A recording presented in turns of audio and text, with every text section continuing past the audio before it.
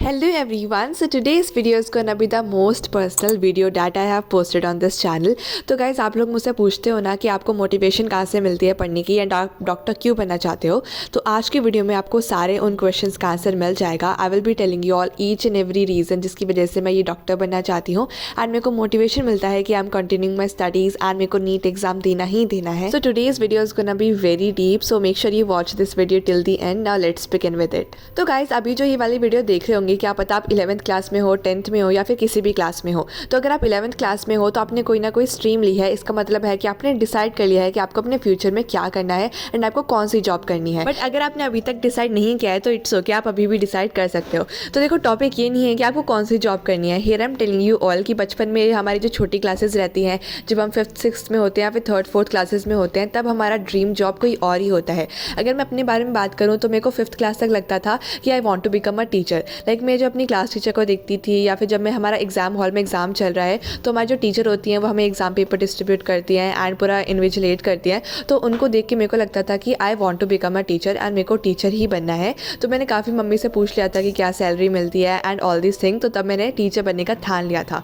But secondly जब मैं आई 8th class में, तो 8th 9th क्लास में मेरे को पता चला, मतलब मेरे को लगा कि मेरे को IAS ऑफिसर बनना है एंड मैंने IAS ऑफिसर बनने की सारी रिसर्च कर ली थी कि क्या क्या सैलरी मिलेगी, क्या क्या एग्ज़ाम देना पड़ता है। एंड मेरी बेस्ट फ्रेंड एंड मैंने ये दोनों ने साथ मिलकर डिसाइड किया था कि हम दोनों ही IAS बनेंगे एंड ऑल्सो हमें स्ट्रीम जो लेनी है वो होगी ह्यूमैनिटीज़। लाइक हम दोनों कुछ भी सोचेंगे नहीं, बस 11th में जाके ह्यूमैनिटीज़ ले लेना है। तो हमने ये अच्छे से डिसाइड कर लिया था। But as soon as I reach class 10 तब मेरे को पता चला कि मेरे को सोशल साइंस में कुछ खास इंटरेस्ट नहीं है एंड मैं सोशल साइंस को आगे नहीं पढ़ पाऊंगी जो भी 11th 12th में सिलेबस आने वाला है, बिकॉज मेरे को ये काफ़ी बोरिंग सब्जेक्ट लगता था एंड मेरा मन करता था कि मैं इसको ना पढ़ूँ।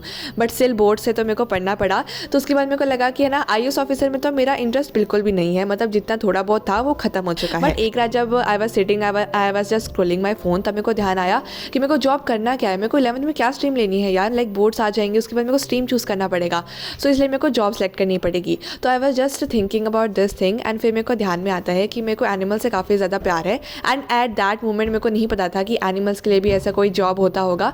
तो मैंने जस्ट यूट्यूब पर रैंडमली सर्च किया कि एनिमल्स के लिए कोई जॉब होता है या नहीं जहाँ पे हम एनिमल्स की केयर कर सकें। अब आप लोग सोचोगे कि ये वेटरनरी डॉक्टर के बारे में किसे नहीं पता होगा, but to be very honest guys मेरे को नहीं पता था कि वेटरनरी डॉक्टर भी कुछ होता है। तो इसलिए जब मैंने यूट्यूब पर सर्च किया then I got to know कि वेटरनरी डॉक्टर भी एक जॉब होती है जो कि एनिमल्स के लिए होती है। एंड तब मैंने इसकी काफ़ी ज़्यादा डिटेल रिसर्च की, एग्जाम्स पता लगवाए कि कौन कौन से एग्जाम देने पड़ेंगे, सैलरी क्या होगी एंड क्या क्या इसमें कोर्सेज रहेंगे, कितने साल का रहेगा। तो हर एक चीज़ पता करने के बाद मैंने फाइनलाइज कर लिया कि I have to opt for science stream and मेरे को बनना है वेटरनरी डॉक्टर। तो गाइस जब मैंने इसे यूट्यूब पर सर्च किया सो आई गॉट टू नो कि काफ़ी लोग जो है ना ये वेटरनरी को एज एन ऑप्शन सेलेक्ट कर रहे हैं, मतलब वो तैयारी कर रहे हैं एक एम रखे कि उनको MBBS में जाना है। बट अगर उनकी रैंक उतनी नहीं आ पाती है तो फिर वो वेटरनरी पे शिफ्ट कर देते हैं। बेसिकली गाइस देखो वेटरनरी के लिए ना आपका इंटरेस्ट होना काफ़ी ज़रूरी है। अगर आपको एनिमल्स में इंटरेस्ट नहीं है, अगर आपको एनिमल्स के साथ वो अटैचमेंट नहीं है ना, तो you can't go with this job actually. And guys मैंने अभी तक शुरुआत से ही ना कोई भी पेट नहीं रखा है घर में, बिकॉज मम्मी ने कभी अलाउ नहीं किया। बट आई एम श्योर कि बड़े होकर मैं एक ना एक पेट ज़रूर रखने वाली हूँ घर में, बिकॉज उनसे ना अलग ही रौनक रहती है लिटरली घर में। तो बेसिकली गाइस आप लोग सोच रहे होंगे कि मेरे को ये जो अटैचमेंट है ना एनिमल्स के साथ, ये मेरे को 2-3 साल पहले ही हुआ होगा कि मेरे को डॉग्स अच्छे लगते हैं, डॉग्स बहुत प्यारे होते हैं, तो मेरे को वेटरनरी करना है।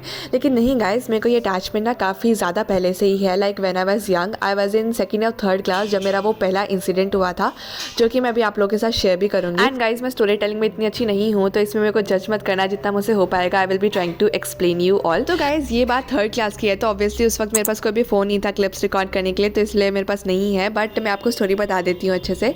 तो मैं और मेरी बेस्ट फ्रेंड ना 3rd क्लास से ही साथ में है। तो एक दिन जब हम लोग पार्क में खेल रहे थे तो हमें एक पपी मिला था जो कि काफ़ी ज़्यादा उसे चोट लग गई थी। तो हम लोग उसको अपने घर के पास लेके आए थे एंड फिर हमने पापा से बोला था कि इस पर क्या दवाई लगा सकते हैं, बिकॉज उसे काफ़ी चोट लगी हुई थी। तो हमने उसको जल्दी से दवाई लगाई एंड 1 हफ्ते के अंदर वो अच्छे से ठीक भी हो गया था। बट ना ही मेरी बेस्ट फ्रेंड की मम्मी एंड ना ही मेरी मम्मी अलाउ कर रही थी उसको अपने घर में रखने के लिए। तो हमारे पास कोई भी अदर ऑप्शन नहीं था कि हम उसको कहाँ रखें। तो हमने क्या किया था ना, हमने थोड़ा सा जुगाड़ लगाया था। उसने अपने घर से कुछ चीज़ें लाई थी एंड मैंने अपने घर से कुछ चीज़ें लाई थी, लाइक कार्डबोर्ड वगैरह। एंड हमने उसको अपने घर के पीछे जो एक अच्छे से एक घर बना दिया था उसके लिए, जहाँ पे हम उसको पानी भी देते थे, खाना भी देते थे एंड शाम को उसके साथ जाके खेल भी लेते थे। तो वो पपी हमारा काफ़ी अच्छा फ्रेंड बन गया था। एंड इस बात को हो गए थे 2-3 महीने। तो 2-3 महीने तक वो हमारे साथ खेलता था, उसको हम खाना खिलाते थे एंड वो काफ़ी ज़्यादा हेल्दी भी हो गया था, उसकी चोट भी ठीक हो गई थी। तो एक रैंडम दिन जब मैं और मेरी बेस्ट फ्रेंड उसके साथ खेलने गए, तो वैसे वो नॉर्मली तो अपने घर पे ही रहता था शाम को जब तक हम आते थे, बट उस दिन वो अपने घर पे नहीं था। तो हमें लगा कि कोई और बच्चे उसके साथ खेल रहे होंगे, तो हमने उसको आसपास ढूंढना शुरू किया, बट आसपास वो कहीं भी नहीं मिला एंड ना ही किसी ने उसको देखा था। उसके बाद हम थोड़े से और दूर गए, लाइक थोड़े से और दूर वाले एरिया में गए ताकि हमें वो मिल सके, बट वहाँ पे भी हमें नहीं मिला।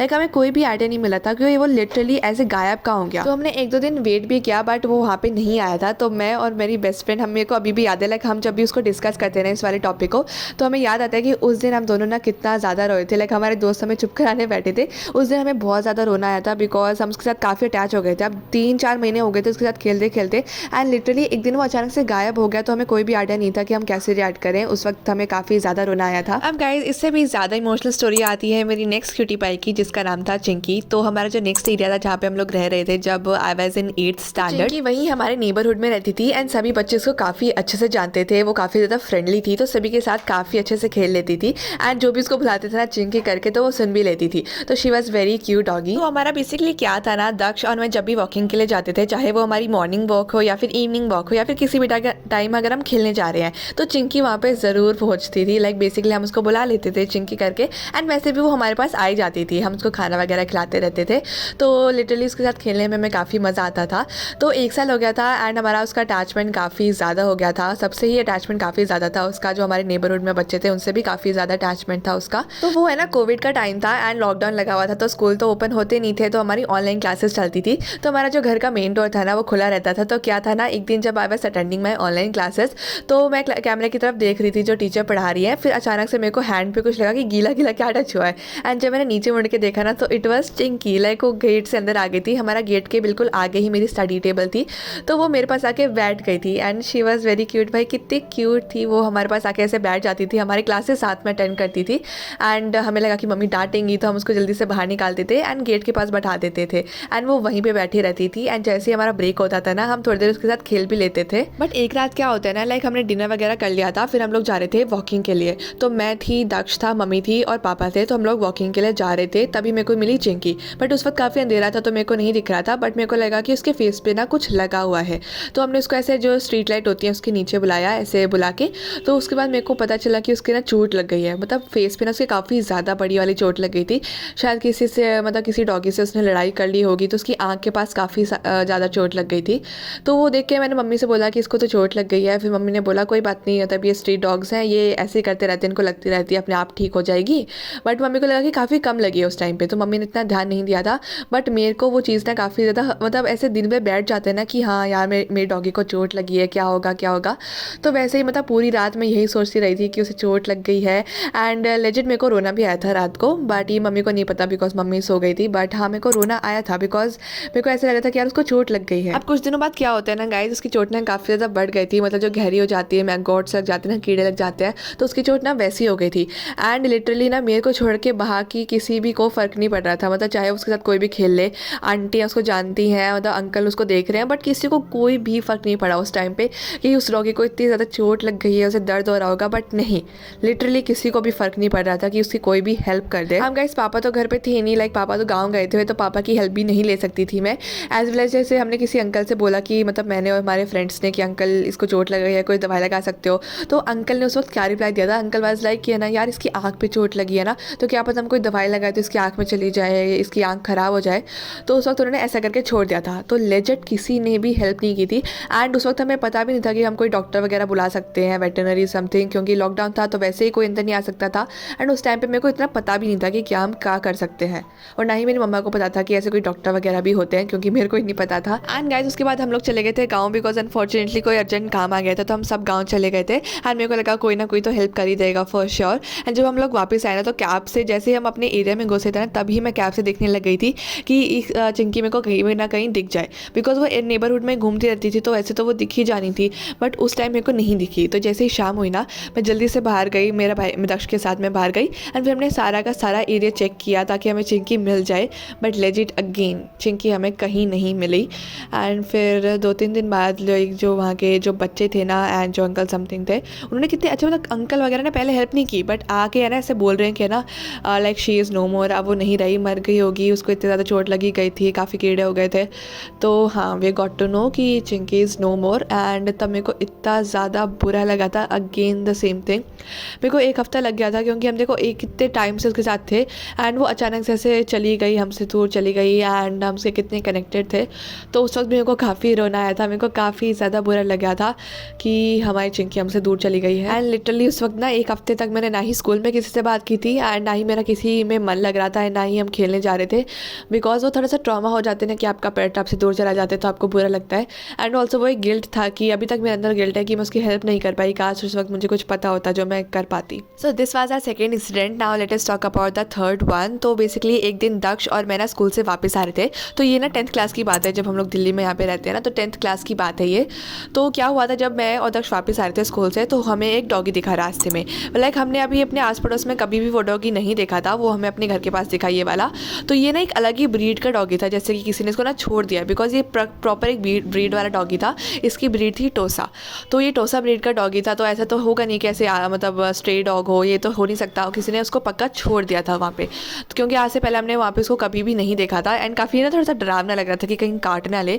तो उस दिन मैंने दक्ष को बोला था थोड़ा सा संभाल के इसके पास मत जाना, क्या पता काट ले। बट कुछ दिनों बाद अगेन इससे हमें काफ़ी ज़्यादा कनेक्शन हो गया था एंड गाइस इससे पीछे छुड़वाना लाइक बहुत ही मुश्किल बात है। तो जब मैं और दक्ष अब सुबह स्कूल जाते थे ना, तो मम्मी छोड़ने जाती थी, तो इसे पता नहीं कहाँ से पता चल जाता था कि हम लोग स्कूल जा रहे हैं और ये हमें अपने बस स्टॉप से छोड़ने आता था। इवन हमारी बस में भी चढ़ जाता था ये। एंड बच्चे ना थोड़े से डर जाते थे, बिकॉज ऑब्वियसली इसको देख के ना डर ही लगता था, तो बच्चे डर जाते थे। तो ये हमें ना बस स्टॉप तक छोड़ने आता था। बट कभी कभी हम ऐसे छुप के जाते थे, क्योंकि देखो बच्चों को डर लग रहा है, तो फिर हम वहाँ पे इसको लेके तो जा नहीं सकते एंड ना ही ये हमारा पालतू है, तो कोई रिस्क हम नहीं ले सकते थे वहाँ पे। तो जब हम इसको छुप के जाते थे ना, तो ये पता नहीं कहाँ से भाग के आता था भाई। लाइक हमने आधा रास्ता कवर कर लिया एंड जब पीछे मुड़ के देखते ना, तो ये इतनी तेज स्पीड में भाग के आ रहा है हमारे साथ। मतलब भाई देख सकते हो आप कितना पीछे रहता था हमारे ये। अब देखो इसको ना हमारा स्कूल का टाइम पता चल गया था कि 5:30 बजे ना सुबह हम लोग निकलेंगे। तो ये क्या करता था ना, गेट के पास खड़ा रहता था एंड जैसे ही गेट खुलने की आवाज़ आती थी ना, ये बिल्कुल पास आ जाता था गेट के एंड फिर हमारे साथ तक जाता था, उधर तक बस स्टॉप तक। गाइस देखो एक दिन ना इसको चोट भी लग गई थी, हल्की सी चोट लगी थी एंड फिर मेरे को इसको देख के ना चिंकी की याद आ गई थी। चिंकी को ज़्यादा लग गई थी, बट हाँ इसको चोट लगी थी। तो फिर मैंने जल्दी से यूट्यूब पे सर्च किया, मम्मी को बताया एंड फिर हमने वो हल्दी और तेल वाला इसको गर्म करके ना इसकी चोट पे लगा दिया था एंड 1 हफ्ते के अंदर इसकी चोट बिल्कुल ठीक हो गई थी। तो मेरे को याद है कि काश मैं चिंकी के लिए भी ऐसा कुछ कर पाती। तो ना गेटिंग बैक हियर अगेन, तो बेसिकली ये थोड़ा ना एग्रेसिव डॉगी था। तो हमारा जो नेबरहुड था ना, ये वाला नेबरहुड इसको ना बिल्कुल भी पसंद नहीं करते थे। रीज़न वॉज कि ही वॉज एग्रेसिव एंड ये ना चलते हुए लोगों ऐसे भौंक देता था, तो लोग डर जाते थे एंड क्या पता इसको किसी को काट ले ये। तो इसलिए सब लोगों ने, मतलब नेबरहुड के साइड लोगों ने मिलकर ये प्लान किया था कि इसको जो एनिमल शेल्टर होता है ना, उसको ये भेज देंगे। अब मैंने आप लोग को आधी स्टोरी तो बता दी, बट मैंने आप लोग को इसका नाम ही नहीं बताया, लेकिन मेरे को अभी याद आया। तो इसका नाम मैंने रखा था मोमो। लाइक ये काफ़ी ज़्यादा क्यूट था ना, तो इसलिए हमने इसका नाम मोमो रख दिया था एंड इसको मोमो कह के ही बुलाते थे। तो बोले कुछ दिनों के बाद इसको भी पता चल गया था कि हाँ इसका नाम मोमो है। तो देखो क्या हुआ ना, इसको पता था कि अंकल लोग क्या करने वाले हैं, इसको पकड़ने वाले हैं, तो ये कभी भी उनके हाथ में नहीं आता था। अब देखो लोगों की सेफ्टी के लिए अंकलों को क्या करना था, इसको एनिमल शेल्टर भेजना ही था। तो क्या हुआ ना, एक दिन ना like it was a morning time, तो मम्मी और मैं ना नीचे थे। तो ये जो अंकल है उन्होंने काफ़ी ज़्यादा ग्रुप वगैरह भी बना लिया था, बिकॉज काफ़ी सीरियस बात हो गई थी ये।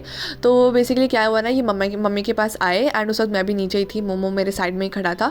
तो इन्होंने मम्मी से बात करनी शुरू की कि लोगों की सेफ्टी के लिए हम इसको एनिमल शेल्टर भेजना पड़ेगा, क्योंकि किसी को भी काट सकता है एंड फिर बड़ा जो है वो मामला हो जाएगा, तो इसको एनिमल शेल्टर भेज देते। तो उन्होंने लेजिट ना रस्सी वगैरह सब कुछ तैयार रखा था, तो उनके हाथ में ही थी। तो जैसे ही मोमो ने ये देखी ना, लाइक वो मेरे पास आके खड़ा हो गया था, लाइक मैं बैठी हुई थी स्कूटी पे एंड लाइक वो कितना ज़्यादा टाइट चिपक गया था ना मुझसे। इससे मुझे पता चल रहा था कि वो कितना ज़्यादा डर रहा है एंड उन लोगों से सबसे वो काफ़ी डर रहा था एंड मेरे पास काफ़ी ज़्यादा मतलब पास आके खड़ा हो गया था, काफ़ी टाइट हो गया था, स्टिफ हो गया था वो।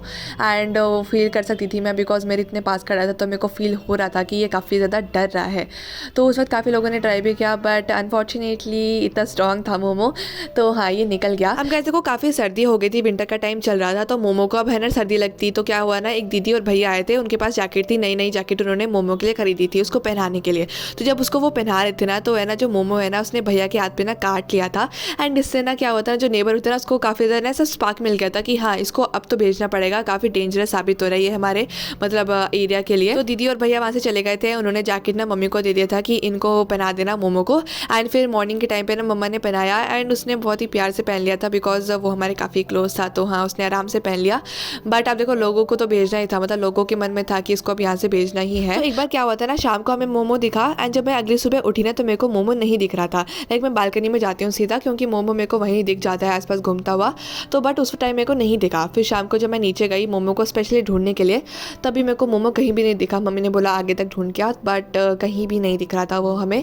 तो फिर मम्मी ने भी आंटियों वगैरह से पूछा कि कहाँ गया मोमो, क्या हो गया उसको। तो हमें ये पता चलता है कि उसी मतलब जो हमारा शाम था और मॉर्निंग था उसके बीच का जो रात वाला टाइम है ना, वहाँ पे एनिमल शेल्टर वाले लोग आए थे एंड उन्होंने मोमो को पकड़ लिया है एंड मोमो को पकड़ के ले गए हैं शेल्टर में। एंड अगेन इस चीज़ ने मेरे को काफ़ी ज़्यादा हिट कर दिया था। अगेन एक कनेक्टेड सोल मुझसे काफ़ी दूर हो गया था। लाइक इतने डॉगी इतने पास रहते हैं ना मेरे, फिर वो चले जाते हैं, लिटरली मुझे बहुत बुरा लगता है उसके लिए। बट मम्मी ने मेरे को ये कह के कंसोल किया कि काफ़ी सर्दी भी हो रही थी तो इसको वैसे भी गर्म जगह चाहिए थी एंड यहाँ पे वो सेफ़ नहीं रह पाता। लाइक कि अंकल लोग वैसे भी इसको मारते थे हल्का हल्का, मतलब लकड़ी से क्या पता पत्थर से मारते थे कभी कभी, तो इसलिए वो यहाँ पे सेफ नहीं रह पाता। तो अच्छी बात है वो शेल्टर चला गया। लाइक जो होता है वो अच्छे के लिए होता है। बट गाइज आप क्या कर सकते हैं। एंड मेरे को अभी भी याद है मैं स्कूल में भी रोई थी एंड मेरे दोस्तों ने मेरे को चुप कराया था। उन्होंने बोला था कोई बात नहीं, लाइक तू इतना है ना अटैच हो जाती है ना डॉगी से, लाइक लिटरली तू वेटरनरी डॉक्टर ही बनेगी। तो हाँ मेरे को उस वक्त भी काफ़ी बुरा लगा था and till today I miss momo so much, I miss Chinki so much. And उस रात की रिसर्च से जब मेरे को पता चला ना कि वेटरनरी डॉक्टर भी कोई चीज़ होती है ना, विदाउट एनी क्वेश्चन मेरे को पता चल गया बस अब मेरे को यही बनना है। उस वक्त मेरे को डायरेक्ट यही याद आया था, चिंकी और मोमो मेरे को याद आए थे कि अब बहुत हो गया, मेरे को एनिमल्स के लिए कुछ ना कुछ करना है। एंड मेरी पूरी लाइफ जो मेरी जॉब होगी ना, फ्यूचर जॉब, मैं वो डेडिकेट करने वाली हूँ सिर्फ एनिमल्स के लिए। तो हाँ गाइज इन इंसिडेंट ने मेरा ये जो फ्यूचर जॉब है ना ये बिल्कुल कंफर्म कर दिया था कि चाहे कुछ भी हो जाए कोई चेंजेस नहीं होने हैं इसके अंदर, कोई बैकअप प्लान नहीं, जितने भी एफर्ट्स है ना बस लगा दो एनिमल्स के लिए। वेटरनरी डॉक्टर मेरे को बनना ही बनना है। तो यही मेरे को रोज़ मोटिवेशन देता है। मेरे को ये डॉगीज़, मेरे को ये एनिमल्स रोज़ मोटिवेशन देते हैं कि I have to work hard. अगर इनके लिए कुछ करना है तो मेरे को कुछ करना पड़ेगा एंड उसके लिए मेरे को पढ़ना पड़ेगा। I have to crack NEET exam and I have to become a veterinary doctor. And guys मेरे इस बड़े से एम के पीछे तो यही क्यूटीज़ मेरे रीज़न है एंड आई एम श्योर कि आपके एम के पीछे भी ना कोई रीज़न होगा जिसके लिए आप इतनी मेहनत कर रहे हो। So all the best and may you achieve your goal.